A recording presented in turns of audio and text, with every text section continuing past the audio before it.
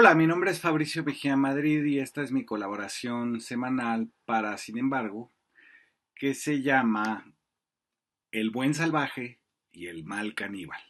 El 10 de septiembre pasado, el ex embajador de Vicente Fox en Cuba, Ricardo Pasco, escribió en el Heraldo lo siguiente: Xóchitl vino a revolucionar la vida política e intelectual del país. Xóchitl terminó quitándole al presidente la primacía discursiva, cuya capacidad de aplastar las ideas diferentes es el sello distintivo de la casa morenista. Porque Xóchitl ya es un fenómeno cultural, sentimental, icónico en el imaginario de la mexicanidad. Empezando por su nombre, Xóchitl, y pasando por su historia de vida, ella es un fenómeno disruptivo para Morena. Es generadora de un estado de ánimo social. Sigue, ¿eh?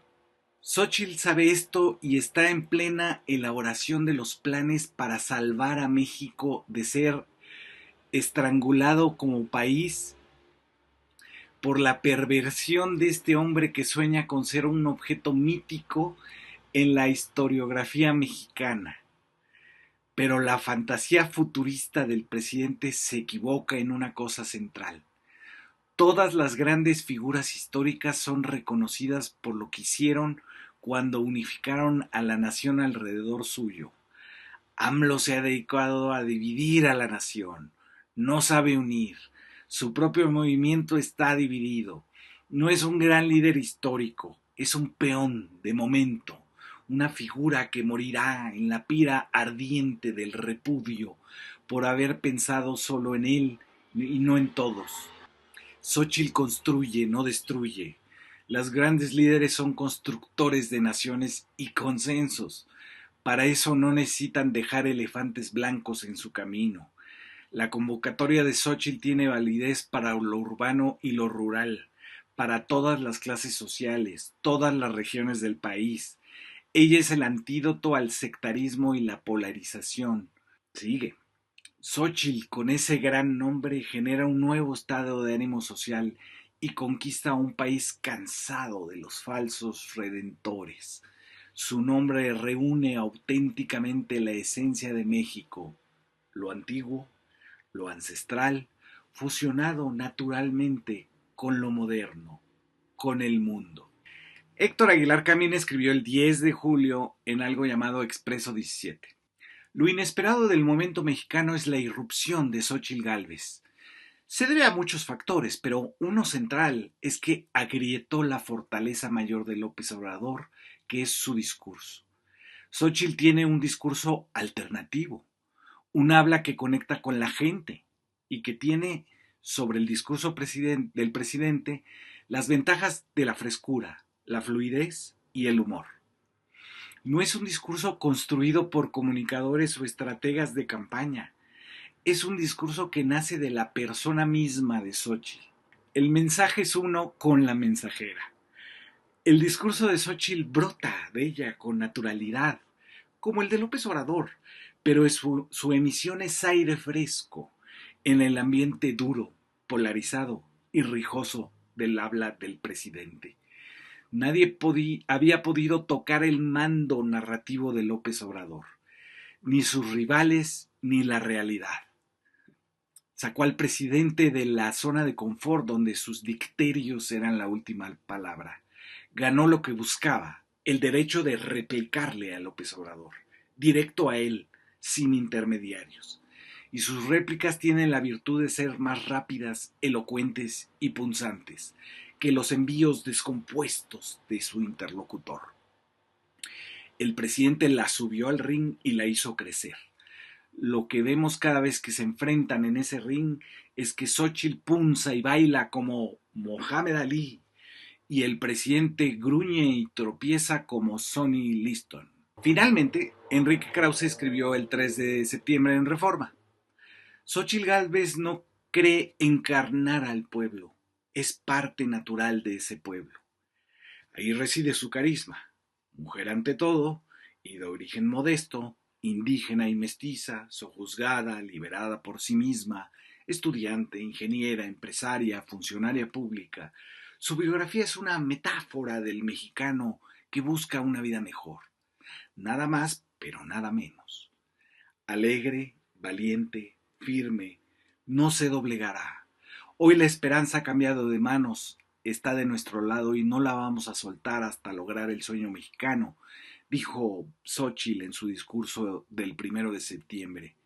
Tiene claro el agravio, pero no piensa ahondarlo, sino superarlo, hablando sin mentir a todos los mexicanos, desterrando el odio, propiciando la reconciliación nacional, única base posible para encarar los viejos y nuevos problemas de este lugar entrañable y nuestro que escribe su nombre con la X.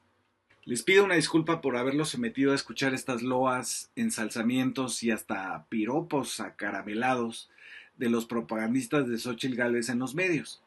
Pero es necesario para los propósitos de esta columna que trata no de la senadora, sino de la marca que sus creadores han querido hacer de ella. Primero vayamos a la realidad.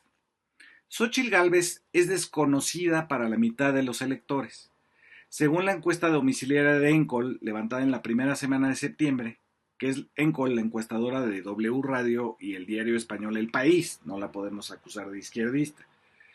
Pero mucho más grave tiene Xóchitl una opinión negativa más grande que Samuel García, Dante Delgado o Eduardo Verástegui.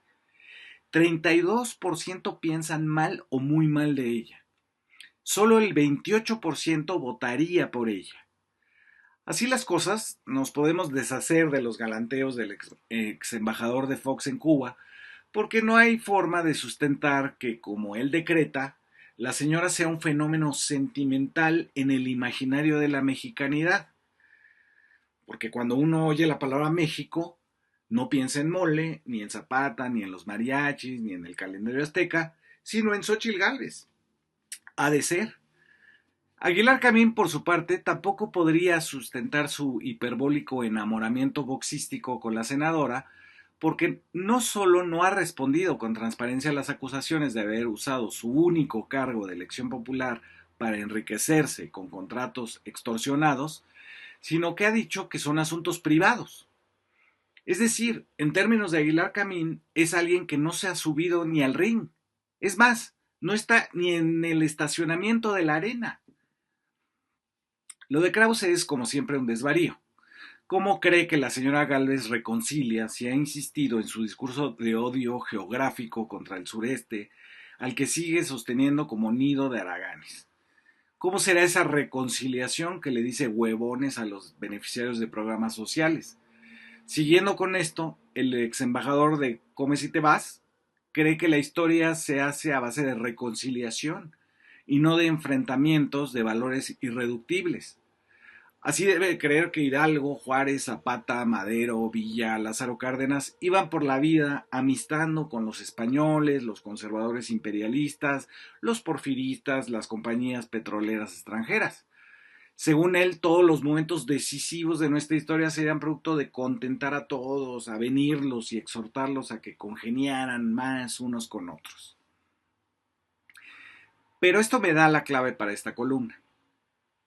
López Obrador es, en palabras de estos mismos propagandistas de Xóchitl, un mesías tropical, un hombre sin mundo, según Krause, un petulante y un pendejo, para citar a Aguilar Camín, y un terco, inculto y poco inteligente para el ex embajador de Fox. Pero Xóchitl Gálvez es natural y fresca, según Aguilar Camín, parte natural del pueblo, según Krause. Y bueno, el ex embajador no tuvo pudor con su galantería casi libidinosa. Es la reedición de la contradicción de los españoles colonialistas del siglo XVIII entre el buen y el mal salvaje, entre el esclavo con el que se condesciende porque se le controla y el caníbal que escapa a su control, entre el indio encomendado en cautiverio y el alzado contra el régimen colonial.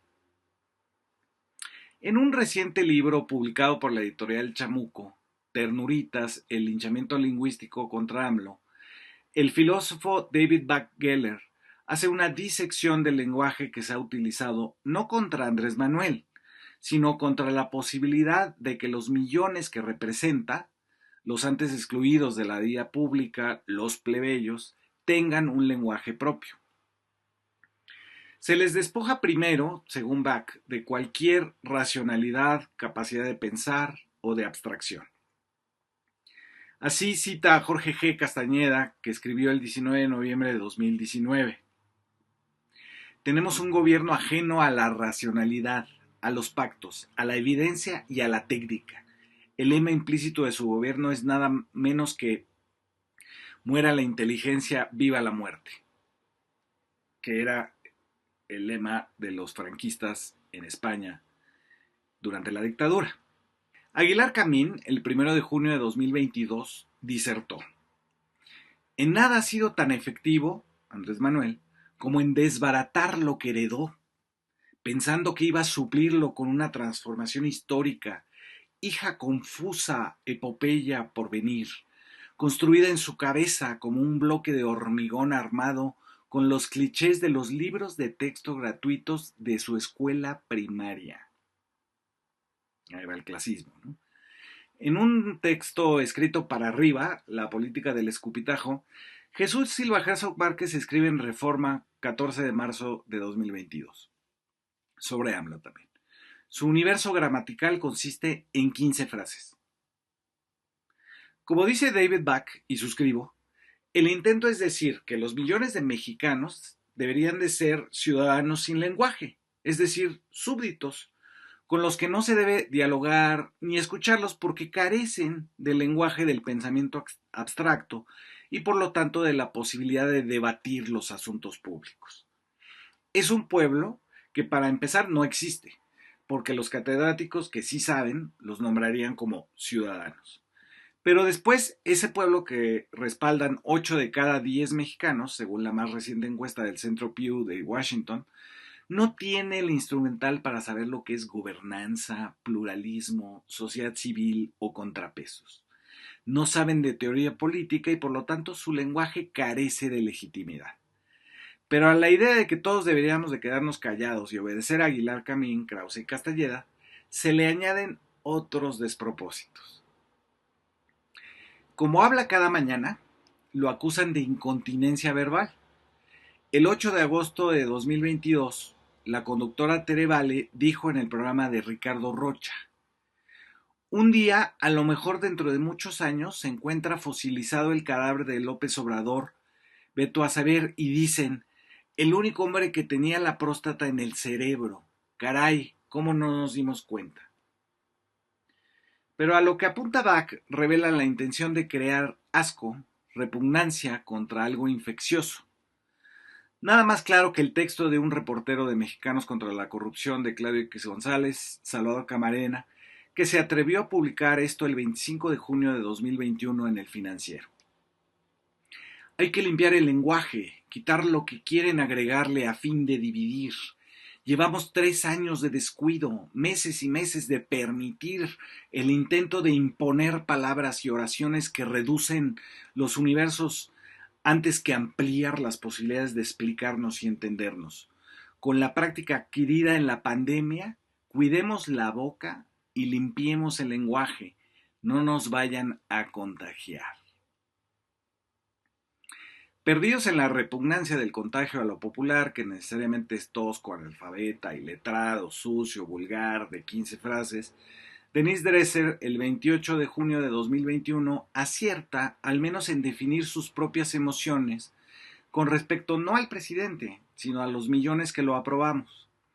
Dice Dresser, el presidente todo lo trastoca, todo lo redefine, todo lo resignifica para que lo blanco sea negro, el petróleo y el carbón parezcan la panacea, los ciudadanos sea fifí, la defensa de los fideicomisos científicos sea la defensa de la corrupción, la lucha por los derechos se vuelva apología de los privilegios, lo progresista se convierta en conservador. El país que AMLO quiere es uno que se reacomoda a la profundidad de sus prejuicios y al tamaño de su ignorancia.